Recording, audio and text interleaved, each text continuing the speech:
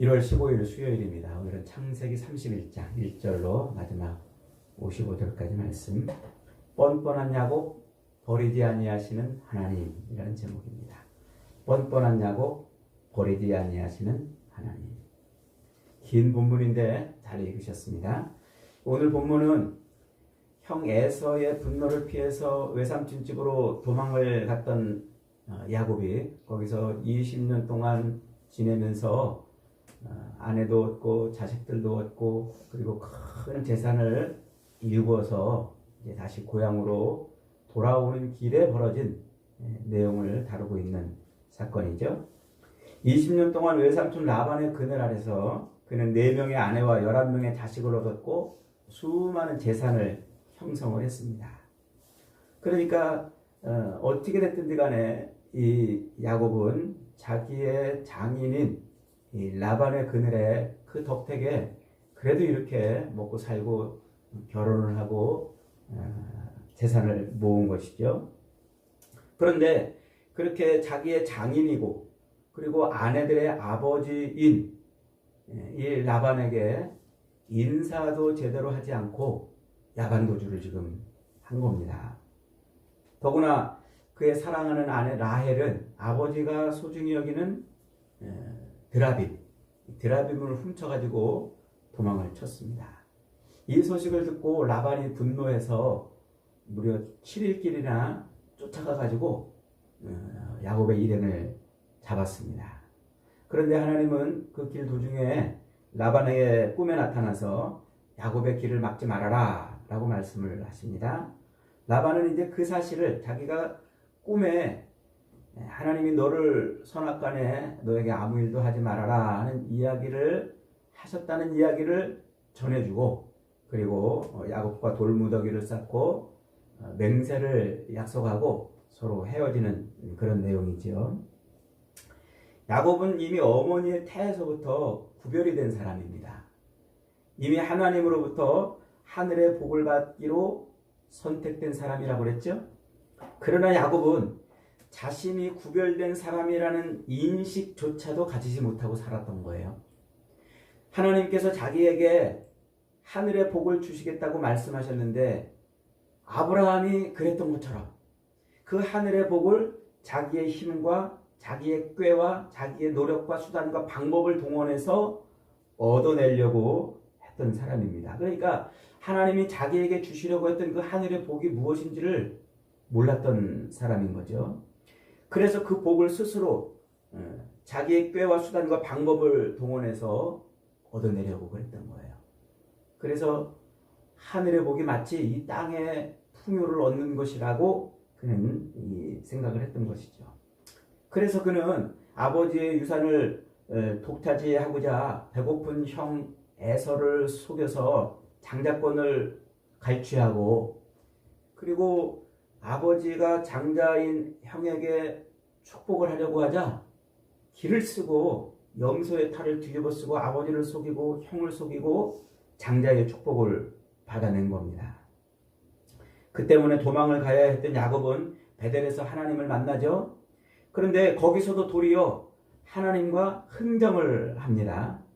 자기를 도와주면 자기를 안전하게 지켜주면 하나님이 나의 하나님이 될 것입니다. 자기를 다시 이곳으로 돌아오게 하면 그때 여기에 세웠던 이 돌기둥이 하나님의 집이 될 것입니다. 자기를 안전하게 돌아오게 하면 자기 재산의 11조를 하나님께 드리겠습니다. 이런 흥정을 하고 있는 거예요. 한마디로 자신을 도우면 하나님을 섭섭지 않게 해드리겠다는 그런 말 아닙니까? 그러니까 하나님 중심으로 사는 것이 아니라 자기 중심으로 삶을 살고 있는 모습이 지금 야곱이다 이렇게 말하고 있는 거예요.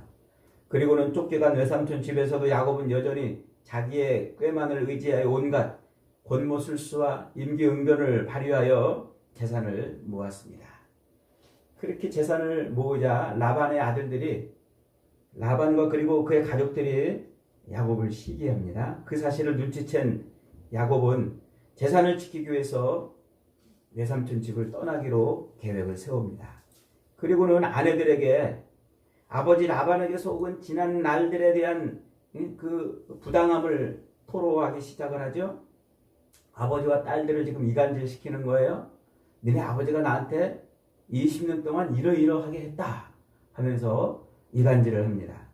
도망가는 이유의 정당성을 찾아내려고 그러는 거죠. 그리고 기회를 엿보던 중 라반이 양털을 깎는 날에 자기 식솔들과 가축대를 끌고 황급히 도망을 칩니다. 어떻게 됐든지 자기를 걷어주고 자기를 그만큼 품어주었던 그런 장인이고 또 아내의 아버지고 자기 자식들의 할아버지 아닙니까? 그런데도 야곱은 그런 걸 이런 거 전혀 생각하지 않고 그저 자기 생각만 한 거예요. 자기 생각만. 그렇게 인사도 없이 주량랑을 쳤습니다.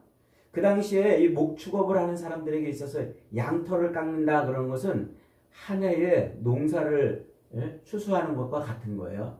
그래서 온 일꾼들과 가족들이 다 동원해가지고 그 돌보던 이 양떼들의 털을 깎는 일을 하는 것이죠.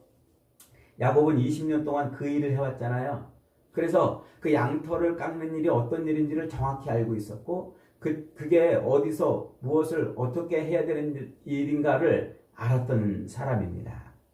그러니까 야곱은 지금이야말로 라반을 피해서 도망갈 절호의 찬스라고 생각을 한 것입니다. 도망칠 기회를 얻기 위해서 면밀히 살피던 이 모사꾼 야곱은 외삼촌 라반과 사흘길을 떨어져 있던 그때에 양털을 깎는 그 기회를 틈타서 드디어 도망을 친 겁니다. 그 과정에서 야곱이 사랑하는 아내 라헬이 아버지 드라빔을 훔쳐가지요. 사흘 뒤에 야곱이 이 모든 소유를 데리고 도망을 갔다는 소식을 들은 이 라반은 곧바로 추격대를 조직해서 7일 길을 쫓아서 길르앗 산에 있는 야곱에게 다다릅니다. 이 바단 아람에서부터 길르앗 산까지는 약 한 450km 정도 떨어져 있어요. 그러니까 서울에서 부산까지 정도의 거리가 떨어져 있는 거예요. 야곱이 불과 열흘 만에 그 어린 자식들과 가축대와 그 많은 식솔들을 데리고 450km를 갔다는 것은 죽기 살기로 도망을 쳤다는 얘기예요. 아주 죽기 살기로. 그 420km를 열흘 만에 어떻게 갑니까? 그 혼자 가기도 어려운 그 길을 말이죠. 그러니까 야곱은 죽기 살기로 도망을 친 거예요. 그런데 그 길을 역시 라반도 7일 만에 쫓아왔어요. 라반도 어떻게 쫓아왔다는 거예요? 사력을 다해서 쫓아왔다는 거예요. 야곱을 잡기 위해서 말이죠.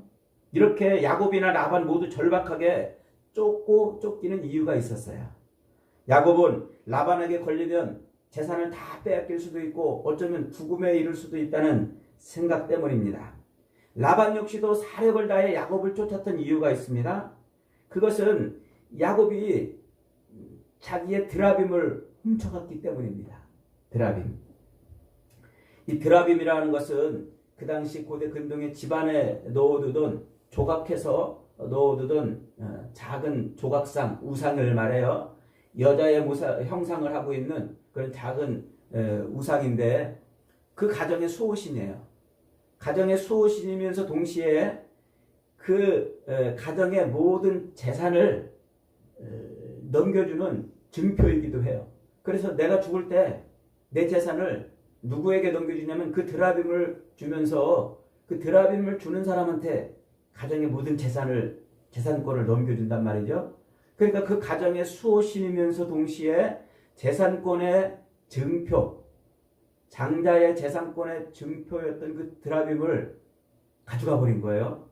그러니까 나중에 이 야곱이 자기에게 와가지고 자기 자식들한테 그 드라빔을 내놓고 이 모든 재산은 다 내 것이다 라고 할까봐 라반은 길을 쓰고 야곱을 쫓아갔던 것이죠.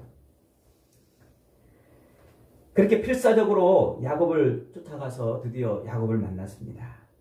그런데 왜 성경은 지금 이 드라빔의 이야기를 중요하게 지금 다루고 있는 것일까요?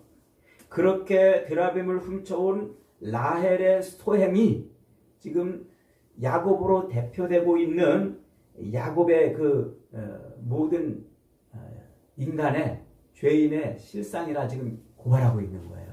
이게 무슨 소리일까요? 하나님은 아담의 갈비뼈로 하와를 만들어 창조하셨습니다. 그리고 그들을 부부가 되게 하시면서 창세기 2장 24절에서 이렇게 말씀하시죠. 이러므로 남자가 부모를 떠나 그의 아내와 합하여 둘이 한 몸을 이룰지니라. 이 말씀은 신랑 되시는 예수 그리스도와 신부되는 교회가 하나 되는 얘기라고 그랬죠. 그걸 사도 바울이 이 가정의 이야기, 부부의 이야기를 말하면서 나는 지금 교회에 대해서 말하는 것이니라. 이렇게 골로새서에서 말한다고 그랬죠. 바로 요게 그리스도 예수와 신부되는 교회가 하나 되는 이 영적 신비를 말하고 있는 거예요. 여기서 하나 된다, 합하여라는 말, 아내와 합하여라는 말은 연합한다 이 말이에요. 이건 악교로 붙인다, 본드로 붙인다 이런 뜻이에요. 그러니까 부부 일심동체. 부부는 남편과 아내는 좀처럼 헤어질 수 없는 존재라는 거예요. 만일 이 남편과 아내가 헤어지려고 서로 이 악교로 붙은 것처럼 붙어 있는 이 존재들이 떨어지면 어떻게 될까요? 어느 하나는 반드시 상처를 입게 돼 있어요. 둘이 상처를 입든지 아니면 어느 하나가 완전히 상처를 입는 것이죠. 따라서 예수 그리스도와 성도들의 연합은 절대로 뗄래야 뗄 수 없다는 것을 말하는 것입니다. 그걸 설명하기 위해서 이 땅에서만 존재하는 이 부부관계로 그리스도와 예수, 이 성도들의 교회를 설명하는 거예요. 천국 가면은 부부관계가 없어지잖아요. 그래서 신랑 대신 예수와 신부인 교회의 하나됨을 설명하려고 하는 말이란 말이죠.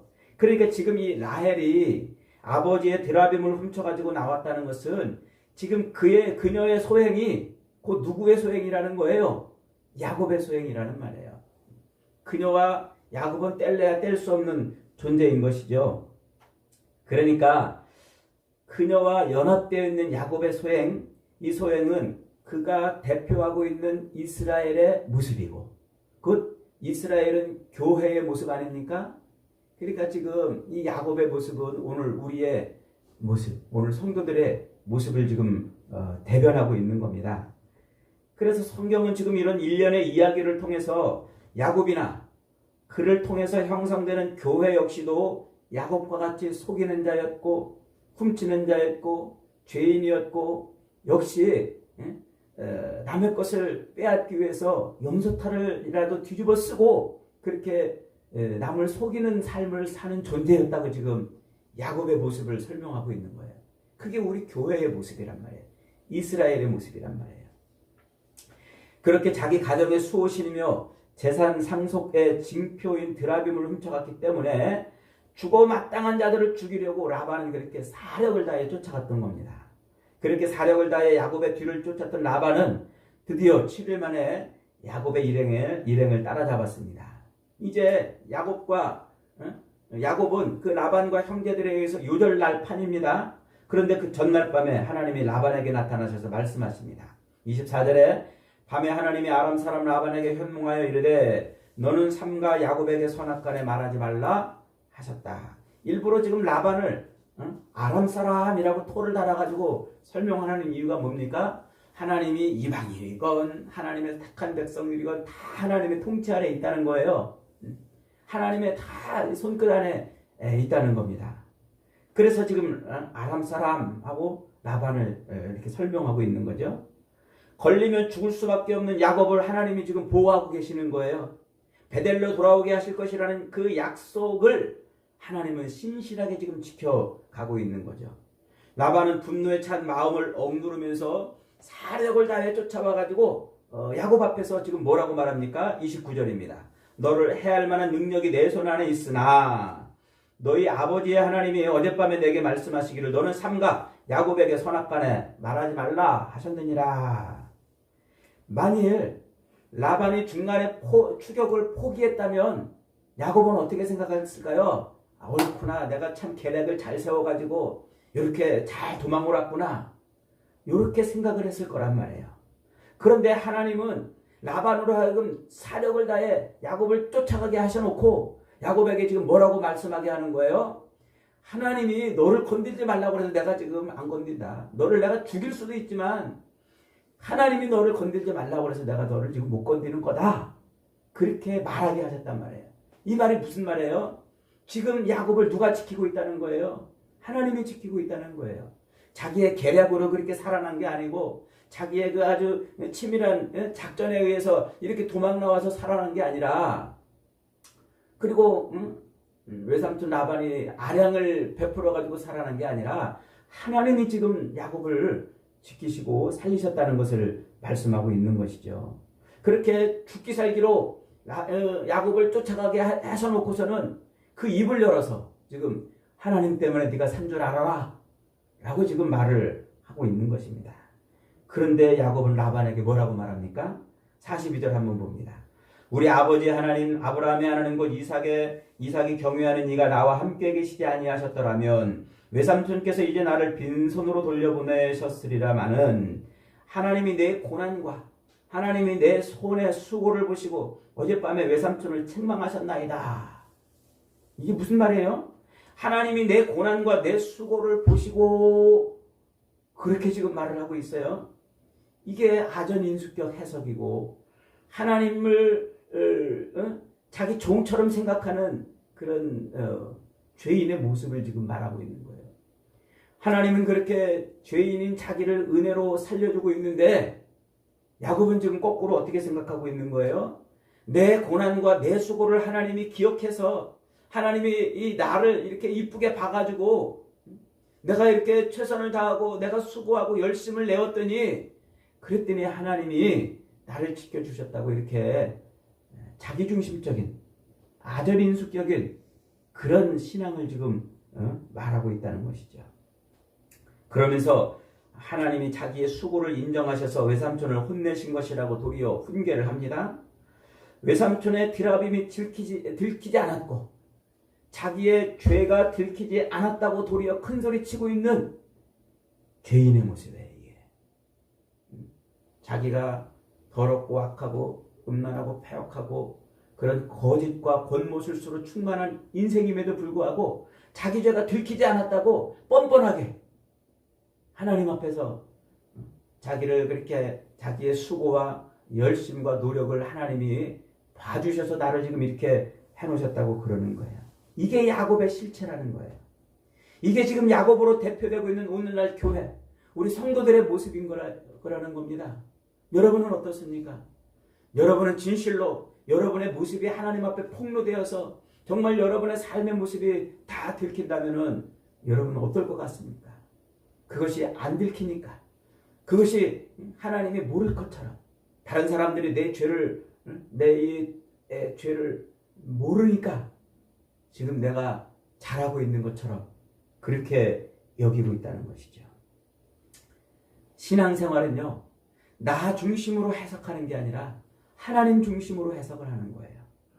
나 중심으로 세상을 바라보고 사건을 바라보고 나 중심으로 내 삶을 살아가는 것이 아니라 하나님 중심으로 내 삶을 해석하고 하나님 중심으로 내 모든 것을 바꿔나가는 것이란 말이죠. 이게 신앙생활인 거예요. 안타깝게도 오늘날 우리 많은 그리스도인들도 하나님 중심으로 신앙생활을 하지 않고 늘 자기 중심으로 신앙생활을 하고 하나님의 말씀조차도 늘 자기 중심적으로 해석을 하고 있습니다. 여러분, 하나님이 우리를 지키시고 우리를 붙드시고 여기까지 그래도 끌고 오신 것은 아들을 십자가에 못 박아 죽이시고 그 아들을 믿는 믿음 하나 보시고 끌고 오신 줄 믿으시기 바랍니다. 우리가 그 어떤 수고와 그 어떤 행위를 해서 하나님이 우리를 여기까지 끌고 오신 것이 아닙니다. 우리가 머리가 좋아서 이렇게 살고 있는 것이 아니고 내가 잘 계산해가지고 내 방법과 내 지혜가 딱딱 맞아 떨어져가지고 내가 지금 여기 이러고 살고 있는 게 아니에요. 운이 좋아서도 아니고 재수가 좋아서도 아니고 하나님이 내 편이라서도 아닙니다. 오직 하나님이 자기 언약을 이루시려고 선택한 백성을 버리지 아니하시는 하나님의 열심 때문이라는 것을 잊어버리면 안 됩니다. 하나님은 그런 야곱을 그럼에도 불구하고 버리지 않고 끝까지 쫓아가서 지키시고 보호하시는 것입니다. 창세기 28장 15절에서 하나님이 야곱에게 내가 너와 함께 있어 네가 어디로 가든지 너를 지키며 너를 이끌어 이 땅으로 돌아오게 할지라 내가 네게 허락한 것을 다 이루기까지 너를 떠나지 아니하시리라 하는 이 약속을 이루시려고, 이 약속을 지키시려고 하나님은 그렇게 일해 오신 것입니다. 20년 전의 약속임에도 불구하고 하나님은 이처럼 자신이 한 약속을 어기지 않으십니다. 잊어버리지 않으셨습니다. 야곱은 잊어버렸지만 하나님은 잊어버리지 아니하고 기어이 그 약속을 지켜내십니다. 그렇습니다, 여러분. 하나님은 그러신 분이에요. 우리가 하나님의 약속을 붙들기만 하면, 하나님의 그 약속을 믿고 있다는 그것만으로도 우리를 하나님은 기뻐하시고 붙드시고 지켜주시는 겁니다. 여러분, 우리는 야곱 같은 존재임을 잊어버리면 안 됩니다. 눈꼽만큼이라도 하나님의 은혜가 사라지면 죄를 짓지 못해서 안다라고 죄를 먹고 마시는 존재라는 것을 잊으면 안 됩니다. 언제 죽어도 이상할 것이 없는 존재가 바로 우리입니다. 그저 땅의 것에 꽂혀서 수단과 방법을 가리지 않고 자기 꾀를 바라여 염소털을 뒤집어 쓰고라도 그것을 내 것으로 얻어내려고 몸부림치는 것이 오늘 우리의 모습이라는 것을 잊으면 안 됩니다. 속이고 훔쳐서라도 남의 것을 내 것으로 만들려고 그렇게 몸부림치며 사는 것이 바로 오늘 죄인의 모습 아닙니까? 그럼에도 불구하고 하나님은 아들을 십자가에 매달아 죽이시고 그 아들을 믿는 자에게 영생을 얻게 하시리라는 이 언약 때문에, 이 약속 하나 때문에 하나님은 우리를 지키시는 거예요. 그 약속 하나 때문에 하나님은 아들을 매달아 죽이시고 그것을 믿는 자들을 영생을 주시겠다고 하시는 그 약속을 이루시려고 저와 여러분을 여기까지 끌고 오신 줄 믿습니다. 여러분, 그러므로 우리의 삶은 늘 그리스도 예수의 십자가를 바라보고 하나님이 어떻게 우리를 사랑하셨는지를 늘 생각해야 돼요. 그럴 때 비로소 우리는 그리스도 예수로 충만한 인생이 되는 겁니다. 그럴 때 우리는 물 가운데로 지날 때라도, 불 가운데로 지날 때라도 하나님이 우리와 함께 하시고 언약을 이루시기까지 우리의 삶에서 그리스도의 장성한 분량이 충만한 데까지 우리를 지켜가실 것입니다. 저와 여러분의 삶이 오늘도 그 놀라운 하나님의 사랑 앞에 무릎 꿇고 감사와 찬양으로 영광 돌리는 삶이 되시기를 주님의 이름으로 축복합니다. 아멘. 말씀 붙들고 한번 기도.